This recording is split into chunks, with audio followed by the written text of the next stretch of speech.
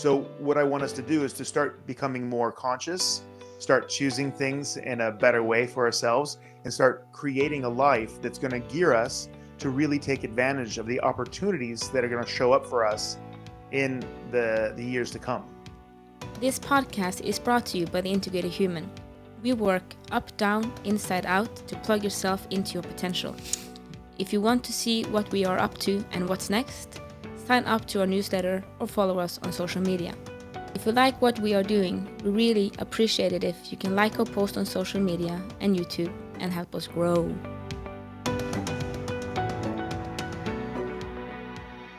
All right. Welcome to the Big and Small Podcast. I'm Jason Shields, and I'm big. And I'm Marit Gabrielsen, and I'm the tiny one. Yup. Good morning. Good morning. We just had the beginning of our mastermind group, people who are ready to lock and load, put it in turbo gear, and get things moving. Take it to a whole nother level. That's right. We have lots of meditation events and performance events that we have had really great feedback on, but now we want to take it to a new level with the people who have been showing up, people who are dedicated to know about themselves and to perform as efficiently and at a high level as possible. So yeah, this was something that was people wanted to have.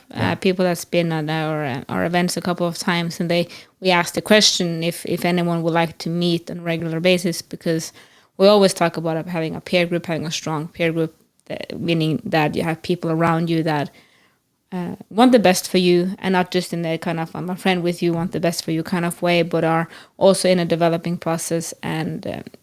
A group that gives room for that, and we have that ourselves, but I think many people don't have that. So we're starting to create that with these people, and it's going to be this first mastermind group is 6 months. So it's going to be interesting to see their development. Oh, it's going to be amazing. I've already gotten some feedback from one of the guys that the work that they're doing in between meetings is not just fun, but it's also a little mind-boggling and definitely making a change. Well, that's what we aim for. That's it. So, what is winning and what is losing? What do you think, MTG? I don't want to answer the question. Right. Yeah. Right. I don't want to answer the question. Yeah. So, winning and losing is very interesting because there's a thing in the mastermind group that I brought up, right? And that is that no single event determines the quality of person that you are or the greatness that you can achieve. Your life is a process filled with events, but it does give you an opportunity to refine your technique, to prepare yourself, to take yourself to another level, to put yourself in the fire in a different way than you normally do. And the reason why I talk about that, because we have a lot of athletes and business CEOs that listen to us. We have people who really want to achieve, and the kind of events that they put themselves into is they're basically to test themselves. And I think many of us often have things that in our everyday life that we don't want to do is maybe the wrong word, but we are put in a position where it's not our everyday position. Like you're gonna have a presentation in front of someone or something like that. Could be scary enough. That's scary enough, and it's an event. And it's something different, and you kind of have to perform, because usually if you have a presentation, it's because of a reason. And if it's not a good reason, you shouldn't have that presentation. So it's about performing there as well, although performance may look different from person to person. That's it. And also what we expect of ourselves, in those situations. But in general, you're putting yourself in the fire.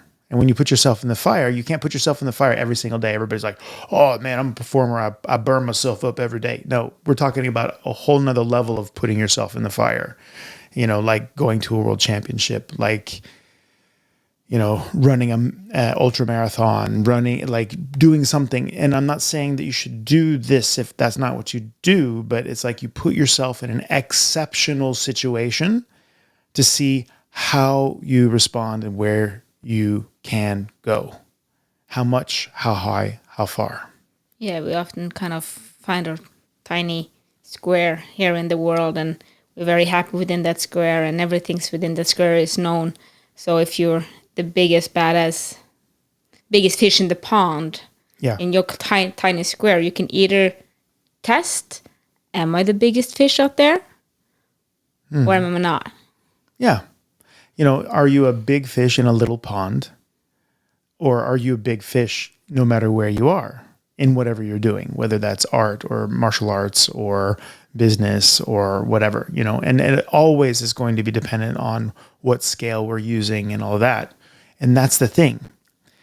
It's not about you having to go to a world championship or you having to, do stand-up comedy. My nightmare. Well, if I did it, would be your then nightmare. it would actually that would be that's worse. Like I'm actually funny. Yeah, You right. see, you laughed. Yep, it's true. I know. She's got jokes, and No, I don't. I am a joke. I don't have jokes. I just burn people. Yeah, well, that's true. You do burn It's people. a big difference. Yeah. I don't make jokes. Yeah. I just burn people. Yeah, she's like a professional heckler, Yes. so Very good she at could have a heckle off. I laugh. So the whole point is that it's not about really this special event, and really it's about trying to find out how you work on the inside by testing yourself on the outside. In the end, how you work on the inside is completely independent on the outside. Whether it's a storm or it's calm, whether it's on fire or not on fire, you are who you are, you know who you are, and you know the best way that you have of implementing the tools that you have in an efficient way in your life. That's growing up. That's waking up, realizing that I'm responsible for what's happening on the inside of me. I'm responsible for using my tools in an efficient way. I'm responsible for not wasting my time on stupid things. I'm responsible for my own growth and moving forward. I'm responsible for being able to apply myself in different situations that may show up, especially if they're normal everyday situations. Like, seriously, guys, if you're going to hate Monday, You have an issue. you have an issue It's because there are a lot of Mondays. Mondays. Yeah, like get enthused about your Mondays. The things you hate in your everyday life, either change them or get used to them and stop using any energy on them. Like That's true. you have to level up, guys. Come on, right? And of course, you know that if you're listening to the podcast. But my point is that sometimes you need to test to see how strong you have become. MTG. I know. Tell me about it. It's What very happened? interesting. Very interesting is that I talked about everything, like deep, dark stuff. But when it comes to the not one good thing, but a very accomplished thing I did, I go, I don't want to talk about it. Yeah, she's been avoiding I've this, been and I'm like, avoiding we can it. talk And about I'm it like, today. let's. I managed to get almost 9 minutes, so I'm quite happy with that. Mm. I got bronze in the world championship. What? Master Worlds Jiu-Jitsu. Say what? Yes, she I did. just said it. It was amazing. It was a war. It was okay. It was a war, and it was It was beautiful very to good. watch. It was very good. It was epic. Yes, it was. It was. Yes. So Are we done now? no, we're not done now. Okay. We're done. We're done when people understand what the actual accomplishment was, because the medal actually doesn't. For me, in this case, it's just a byproduct of work. That is the point. Okay. It is the point. I know. So- I'm just trying to avoid it. So let's reverse engineer this whole process. Who was it that had her eardrum burst the day basically before the competition? That was me. Yeah. And who was it? Because we're in Las Vegas, folks, and it was 50 degrees Celsius. It's 120 3 degrees Fahrenheit outside. You're halfway to boiling. We It went is. out and I was thinking, how many percentage of your body is water? I know that's a lot. I can't remember, but 60, it's 70. 60-70%. And I am halfway to boiling at this point. That's insane. Well, like, sorry, 55, 60, something like that. Yeah, but it's a lot. Yeah, you're It's a halfway to lot. boiling. And the whole point is, yes, you could crack an egg and cook it on a car. You know, we were at 9:30 in the morning. The sun was so strong that you couldn't lay with your feet towards the sun because your feet would burn at 9:30 in the morning. Okay. So of course, coming from Norway, what do we have on us? Clothes. Sunscreen. Oh yeah, that's well. Yeah, clothes. Yeah, we do have clothes on. We're I not. mean, we come from Norway. It's yeah. cold here. no. We had of course because I have the super white skin, so it doesn't. It's not sun in my. I get red, and I don't want that. So of course I put a ton of sunscreen on. And we do this, but the problem is that it's so hot that you don't put it on and let it set and then go out and think it's going to be okay. You start to sweat. And when you sweat, it drips down in your eyes. So we were on this helicopter trip through the Grand Canyon. It was so nice. It was amazing. Until it started to burn in my eyes. And then she started to burn in her eyes and she starts to wipe it, but you can't wipe it because it's on your hands, it's on your face. She gets all this like suntan lotion in her eyes. And listen to this.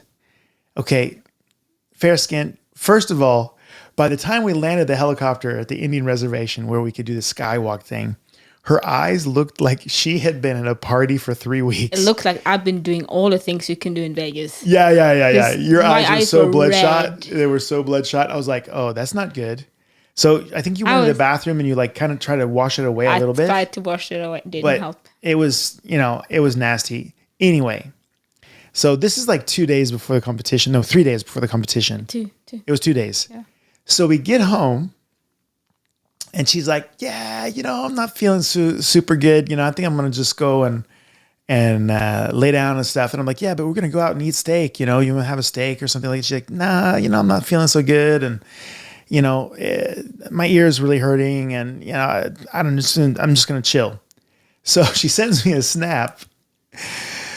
And she looked like Quasimodo, the Hunchback of Notre Dame's face. Like her eyes were swollen shut. I was swollen. They were swollen shut, guys.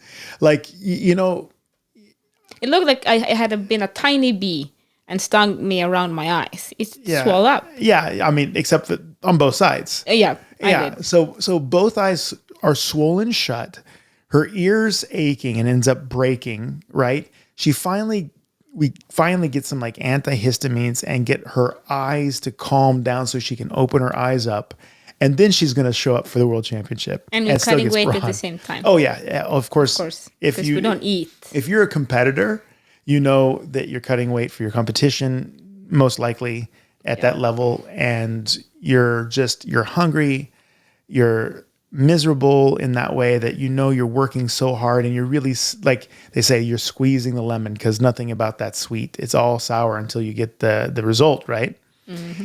And you walk in, there's never been a true competitor that didn't 150% know they're going to just drop the hammer on people and go in there and win everything when they go in.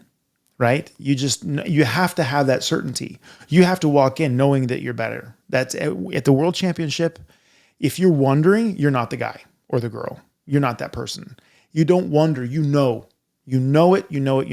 The problem is sometimes the universe is conspiring against you, like swelling your eyes up, like blowing out your eardrum, and that did a lot of good things for your balance and you're probably very not easy to take coaching when you can't hear on one side. Yeah, there were a few things that I saw that you weren't responding to, and it was just so powerful to watch how you lined yourself up, you dropped into the moment regardless of adversity and did that thing and realized that you're in the top of all of the athletes that could have walked in there and with a freshly broken eardrum and eyes that just started to open again and a fever, because you have to understand that the ear was an issue because she had a fever and a throat infection, she still was able to pull out a bronze medal, which is unbelievable. It's an unbelievable thing. And it didn't look like that 24 hours before. it didn't look like it was going to be possible for you to participate at that point. But, I just remember you looked at me, and this is one of those things that coaches and athletes have. And yeah, we're best friends and we work together and all that, but I'm also her coach. And she knows that if I'm saying something, it's because it's good for her. And she looked me in the eyes and she said, should I? Well, I wasn't looking you in the eye. I was screaming and crying. I think I can't do this, was what I said. Yeah. It didn't sound like wasn't as calm as you're putting it right now. Well, what did I say? You said, you come too far. You should do this. Yeah, except that I also wasn't that nice, was I? I was like, I think the words, and this is going to be those explicit things, please, if you don't really like bad language. Make beeping sounds yourself. Yeah, making beeping sounds yourself. And I just looked her right in the eyes and I said, you've done too much, you've come too far, and you're too fucking good not to give yourself this chance. You're going to go in there, and I don't care about the result. You're going to put your hands on those ladies and you're going to show the world what you are. And she did. And it was amazing. I loved it. And it's like the other thing you guys don't know about this is that our goal was actually the world's in we haven't said that. No, you kind of threw this right in my face. Yeah. So the way, I just have to tell you the way this works, right? Because I just have to say this because we are recording. You have to take down your foot, Jason, because you're planting your foot in people's face in the camera. You think so? Yeah. Yes, you are. All right. Thank you. So the podcast is about mental emotional performance. It's about adaptations that we make in our everyday life and performance. So it wouldn't be right of me to talk here about performance unless I could help somebody else than myself create performance. Mm-hmm. And the way you test that is to put yourself in the fire. So I realized that our goal was 2023. So what did I do? I asked Marit, so MTG, how long does it take you to cut weight? And she's like, 6 to 8 weeks. Yeah, she's like 6 to 8 weeks. And I'm like, really? So how you feeling? You don't have any injuries right now, do you? And she's like, no. Why? And I'm like, because you're going to Vegas, baby. And she's like, what? She didn't even register in her eyes. I thought what? Because you said we're going to Vegas to test. I'm like, oh, sure. Well, I don't know. And my head started thinking like, well, maybe it's a Las Vegas Open and we're gonna go there. Well, I need to check with the clinic when it's kind of okay for the clinic because you have to take care of the patients.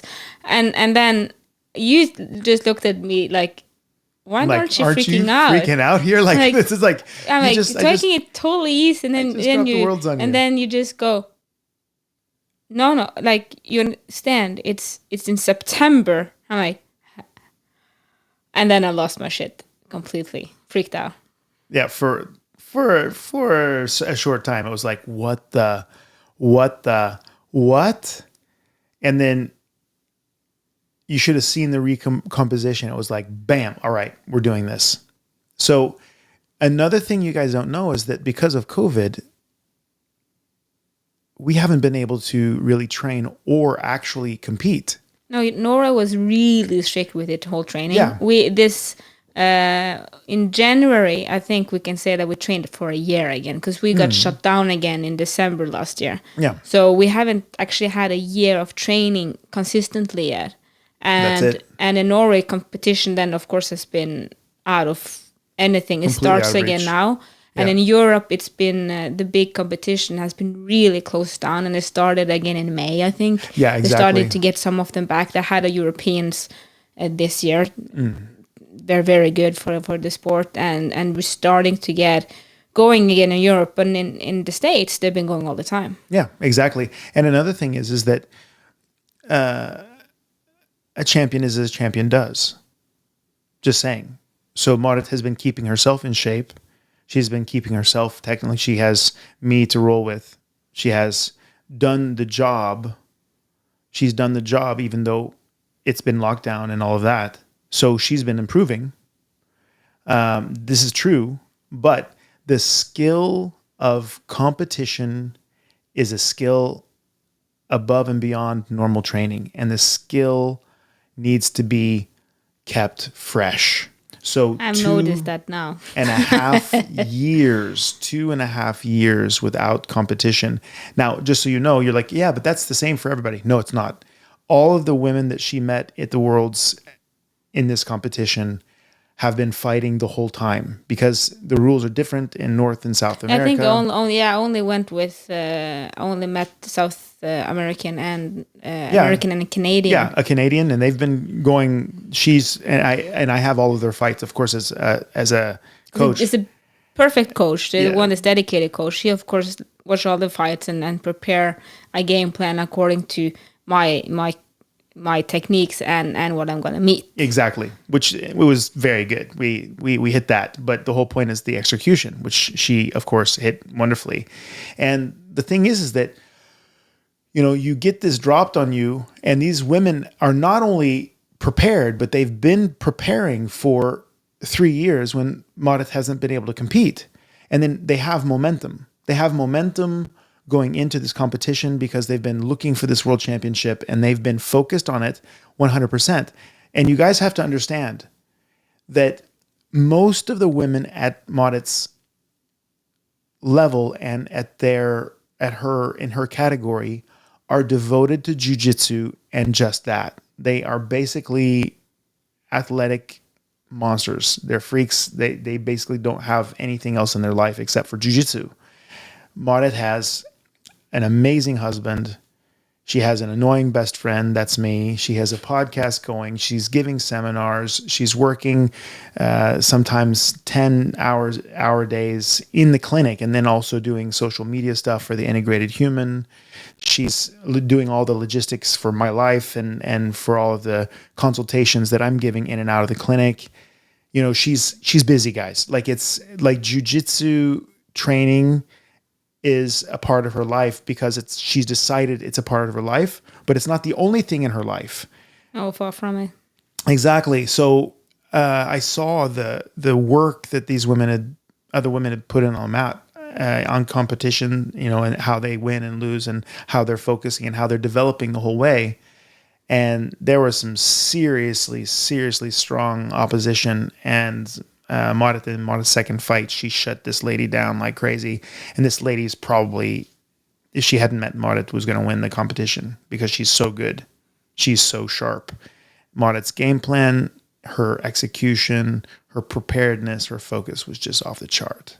So when life throws you an unexpected fire that you have to put yourself through, a heavy and actually a little bit too short preparation time. And when you get there, your eyes swell up like Kermit the Frog, though she's much prettier than Kermit. But it wasn't green. I didn't have. You weren't green, but those eyes were popping out. I have food poisoning this time. No, you didn't have food poisoning this time. And your eardrum pops basically the night before you get there. And you're still able to pull out a medal. You're standing on the podium in the World Championship. Respect. That's achievement. That's achievement. That is not the same person that started this podcast with me. That is a completely different beast. This is a person who can throw herself. She's walked through the fire and she no longer has fear of the competition. She no longer has fear in jiu-jitsu. She knows that she is that person regardless of the pressure being put on her.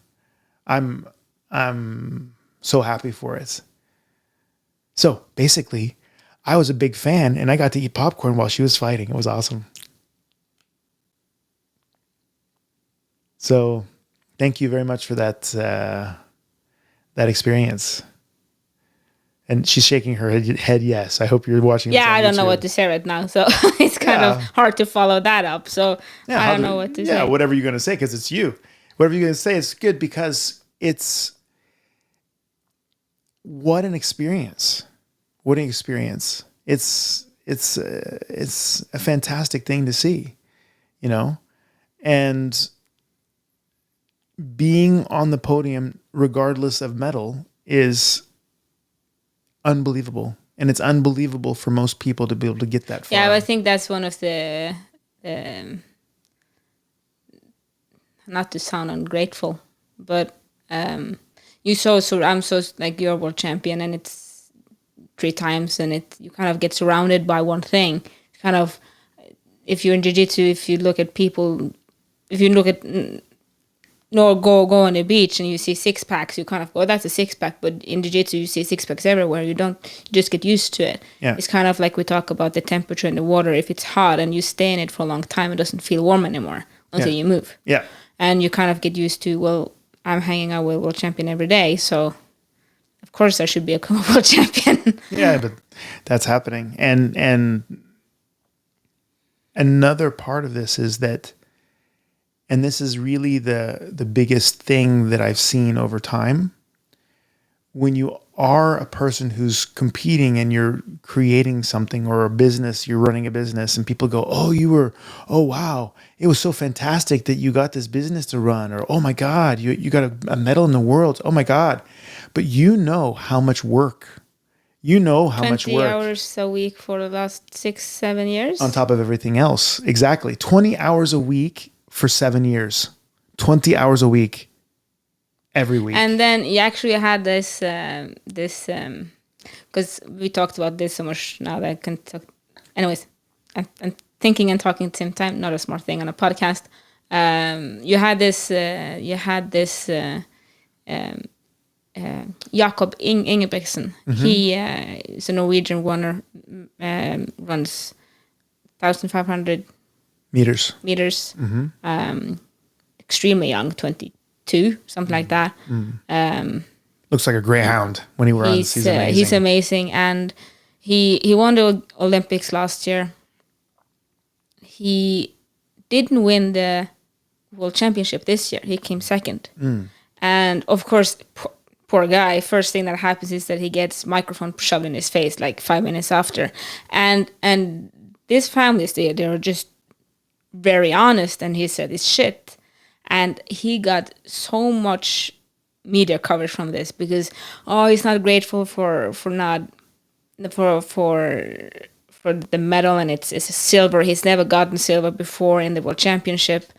But I understand him also because, like he also said, well, it's shit because he didn't perform the way he could. And he's good enough for gold. Yeah. And I have somewhat the same as well, because I know I was more than good enough for gold. Oh yeah, big time. But I do, of course, I have understanding for the whole process around it, that I haven't competed for 2.5 years. And I do now understand, and if I talked about, I love watching sports, and if you think about a soccer team not playing for 2.5 years, and you together and you put them in, and then you put them in the World Championship, they're not going to win. Nope. The same with a biathlon or a skier. With anything else. If you haven't competed for 2.5 years and then you put them in the final, you're not going to win. Because it's a different animal. Competition is not the same. Exactly. That's it. So I know now that I'm more than capable of winning the gold. Yeah. But to do that, to get even further, I actually have to have competition training. Yeah. Not competition training, but competing. training in actually competing. Yeah. You're so good that what you need is to go to competitions and get in the finals and just get the medal. Because again, you get good at what you're good at. Yeah, that's it. And you see that over and over again with people that's performing, when you level up, but then you have never been there before, and then you meet people that's been there before. Yeah. Yeah, exactly. It is different. It's a different animal. It's a different animal. And another thing, guys, is that you have to understand that there's so many people who work hard. But when you know Marit and you know other world champions, you know me, and you hear that, oh, okay, they won the world championship. Oh, wow, that's really great. Yeah. Yeah. But people who are close to us know that, yeah, that's normal. Yeah. And we It's had like, this actually today, Yeah. and in training we were lifting, and then this guy said to another guy that's been lifting for a year, "Oh, you're such an inspiration," and I just laughed and I just looked at him like, "Dude, I train more than that guy," but because he knows me so well, he knows. Of course, I'm training. If I'm not training, I'm sick. Yeah. I'm deadly Yeah, yeah. sick. Yeah, I'm something's wrong. You're broken somewhere. Yeah. And I'm like, that's very interesting because also, like you say, it has to do with how close you are. Like, of course you're who you are, and of course you're a good mom. Of course you got the promotion. Yeah. Because you should get the promotion. Yeah. Kind of. Like if they know you, they know what you do. And weirdly enough, who you are actually determines how well what you do works. Meaning that wouldn't be Marit if she didn't go to the trainings and didn't follow up and didn't eat right and didn't keep herself ready and didn't continue to develop as a person and as a jiu-jitsu fighter and all of these things. Then you have the exceptional circumstances on the outside, having competed for 2.5 years, got this thrown in your face. We're on a vacation and on a course while she's cutting weight and trying to get ready and having to work her. Yeah, we also did that. We also went to a course a week before. A whole week, of course, which means you're eating, weird food in hotels around London. And guys, I'm telling you, not optimal, but always adaptable. Your physical preparation, you walked in there better than you ever have been, actually. I've never been more physical. Yeah, physically fit, but then sick, unfortunately, because traveling first to other parts of Europe and then traveling to the States and everything, and the temperature change, your body got sick. Sometimes that happens and you can't avoid that. That's the thing that, it's travel, guys. You know how it is. So, but what an inspiration. And success leaves clues. And like I often talk about Tarja Håkansson because he's a legend in snowboard. You guys should check him out if you don't know who he is. He's amazing. And he said, Jason, if people did what I do, they'd be me. And I said, well, aren't you like born with a certain star or what? He's like, no, it's just, I just don't give myself slack when I know that I could have done better. I go back and try to do it better, or I realize it's not worth it for me and it's not going to help me and I let it go. It depends on, he said, my goals can change and then I change what I do. That's fine. But if I want something and I know I need that thing, I will never let myself stop working for it. But I can decide that's not helping me anymore and I can drop it. But because, anything else would be just a really heavy case of OCD, I think. Yeah. Yeah, I think so. Yeah. But what we talk about all the time is the copy-paste lifestyle. You figure out what works and you keep doing it over and over. And don't take your eyes off of that until you're where you want to be.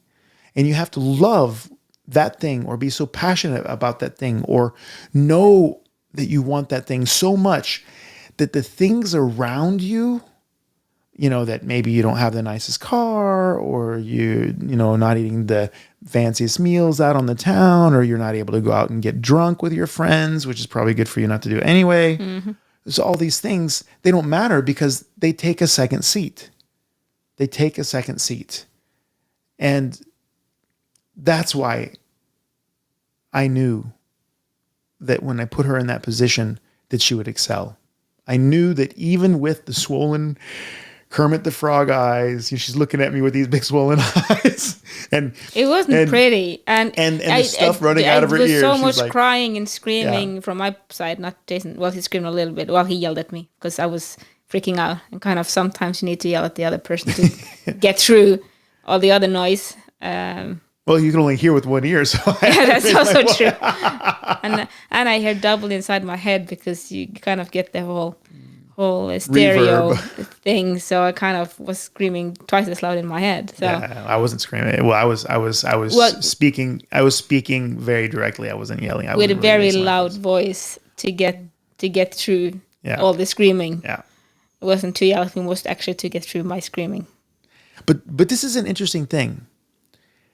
If I had let you not compete, I would be yeah, angry. yeah, you would not. I like would me be now. disappointed. I would not have forgiven myself for that. You wouldn't have disappointed me, or you wouldn't have disappointed me Not because I would say, disappointed but you would have also not forgiven me. I think. I would have. Yeah. I would have. That would be a cowardly way out. Yeah, and It's not. Yeah. It's not correct because it's just you terrified. The thing is also you're terrified. Yeah, competition is scary, guys. Putting yourself in the fire, if it's a real fire, like if you really, this means something to you, yeah, Also, you're terrified. So of course you lose your shit. that's right. You're on the edge. You've been working for this for 7 years. Yeah, that's You it. lose your shit. Yeah, of course. If you're not willing to lose your shit, then you don't mean it. And then you can stay home. That's the whole point. Becoming superhuman means breaking through what you think is okay, going beyond who you normally are, dropping the pretenses, the fucking masks, to really go all in. If you're not willing to go that place, then you will not see who you actually can be, what you can be, what you can accomplish in your life. You have to be willing to do what's uncomfortable. Yeah, uncomfortable is not the word. No, I think it's comfortable is the word because It's fucking crazy is what well, it is. well, that's it's true. insane. But yeah, no, I say it's uncomfortable because you have to do so many because it's not every day that's scary. It's every day it's uncomfortable because you have to choose to take the walk instead of laying on the couch. You have to decide to. Well, I don't have time to waste this opportunity. I have to do it now. You never get the break. It's uncomfortable. Yeah, that's the everyday. That's the everyday squeeze. The competition is horrible and Yeah, scary, the competition and is- you but never that's want to do there. insane. And I think it's not fun at all. Actually, Yeah, people who say, "Oh, it's so fun to compete." That means it's total not. BS. It's not fun. it's not fun. It's not fun. It's deadly serious. Yeah. And if it's not deadly serious, it's not high enough level. Exactly. Then you are actually then you are an extremely big fish in a very small pond. Yeah, exactly. Then it's But fun. the thing is, I was talking to some of the other guys the other day, and I just told them, no, I'm not. To be honest, I'm only if I'm ever competing again. I'm only interested in competing with the 5% best in the world. Yeah. I have a medal in the world. So I'm not. I know I'm a big fish, Yeah. but I want to test my big fishness against Another big fish. another big fish. Yeah, exactly. And anything else is not interesting. Yeah. And I told them also, you need to check because they're starting to talk about competition and they wanted to compete. And I said, if you go to that X tournament, you already know you're the biggest fish there. Yeah. You have a medal in the worlds and you go to a local tournament, you're going to be blowing through everybody. And it's kind of, but I said, but you can choose that. Again, like I say, I'm always, you can But always then it's choose. fun. No, but you can always choose what you want. Yeah. I don't, when we work with the mastermind group, we work with other people, I always say, for me, I don't care what you choose. If you choose to stay at home or you go out, I don't care. I have nothing to do with that. It's your life, it's your process. But I do care that you took a choice. Yeah. That you didn't. Conscious choice. A conscious choice that you didn't, that you decided I'm going there where I know I'm the biggest fish and I'm going to eat all the small fishes because that's where I'm comfortable. That's where I want to be. Fine.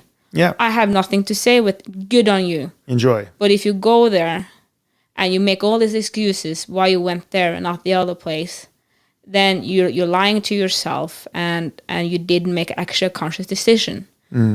But the truth is, if you really want to test how big of a fish you are, you need to meet other big fishes. Yep, that's it. Fish. Yeah. Not fishes. Fishes. Fishes implies different races of fishes. Well, I don't know what fishes they are. Are you a fishist? But that's the whole point. Yeah. If you are, especially I said, if you're from a small place like we are, we don't get to touch a lot of other people in training. So you know a lot of the same people. Go somewhere where you have no clue how big you are. Yeah, that's it. And see if you have good technique and you're good, you're still a big fish. That's it. If your technique is not good and you're only getting away with it because you know other people you normally train with, Yep. There it is. then you have something to work on when you get home. And why are you competing? And that's another thing. Why do you put yourself in the fire? And this is the most important thing. Some people just want a trinket. They want to hang some medal on a door somewhere and say, I did that. Some people you want to have an run like, experience. I think if you go to run the Boston Marathon, New York Marathon, Everybody gets a participation medal. but then you did it. Yeah. And you say, I did that. You ran a marathon. How many people runs a marathon? Yeah. I showed up. I did it. Well, I actually, finished. A lot of people run that marathon. Yeah, like but that. Yeah, but I know. I Yeah, but couldn't see, have done that. Yeah, I would well, have wrecked my knees. Yeah, but if I gave you like 2 years, you would be. You killing understand. it. Yeah, I understand. I just wanted to make sure you're not Oh, putting yeah. a limit. I know. Yeah, I I know. know. All right. The coach I'm making came a out. point here. Yes, you're Making making a a point. point. Okay. You're wrecking my point. But the whole point is, why are you doing that thing? And going to the Worlds is not about a medal. It's about testing yourself, figuring out where you are, figuring out where the weaknesses that you had, are they still there? And they're not. And Not that's another technically, podcast. not That's mental, another emotionally. Yeah, it's another podcast. But just say, that's the actual gold. You got to test yourself, and the things that And were... this is the first time I've lost, not because of mental, emotional stuff. Yeah. First time ever Yeah, that's it. in 7 years. And that right there, my friends, is better than triple gold, quadruple gold, 1,000 gold. That's the shit. Like explicit language. Yeah, I have to press that thing anyways. Yeah, now, so it's fine. All right. So, remember, you matter. Unless you multiply yourself by the speed of light squared, then you're energy. But if you can't be energy, matter. Thank you for listening to our podcast. We hope you felt we added something to your day and hopefully your life. If you want to learn more, subscribe to our newsletter and find us at integrated-human.com. That is integrated-human.com. Integrated Human on YouTube and other social media platforms. Have a great day and thank you again for listening. Love, light, and upgrade from us at the Integrated Human team.